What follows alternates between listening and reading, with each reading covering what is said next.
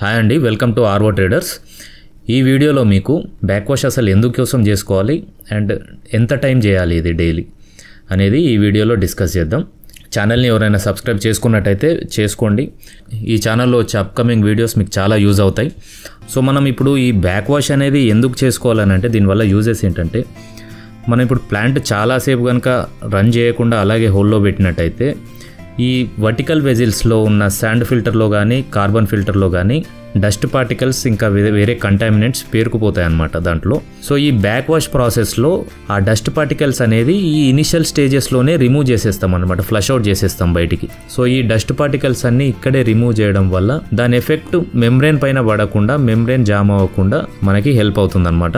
So daily back wash అనేది చాలా important అండి. Daily 15 to 20 minutes back wash అనేది చేయాలి 2 వెజిల్స్కి. సో మీరు డైలీ ప్లాంట్ రన్ చేయక ముందు ఈ ప్రాసెస్ అనేది ఫినిష్ చేసుకోవాలి. సో ఇది అప్రాక్సిమేట్లీ మీకు 20 minutes పడుతుంది ఓవరాల్ 2 వెజిల్స్కి బ్యాక్ వాష్ చేయడానికి. ఇన్ కేస్ మీరు ఇంకేదైనా ప్రాబ్లం ఫేస్ చేస్తున్నట్టయితే ఆర్ఓ ప్లాంట్కి సంబంధించి కామెంట్లో మెన్షన్ చేయండి. అండ్ వీడియో ఎలా ఉందో కూడా మీరు కామెంట్స్లో మెన్షన్ చేయండి. ఫర్దర్గా ఇంకేమైనా ఇంప్రూవ్మెంట్స్ చేసుకోవాలనేది కూడా మాకు అర్థమవుతుంది. సో అది అండి ఈ వీడియో. నచ్చితే లైక్ చేయండి, సబ్స్క్రైబ్ చేసుకోండి. Thank you for watching.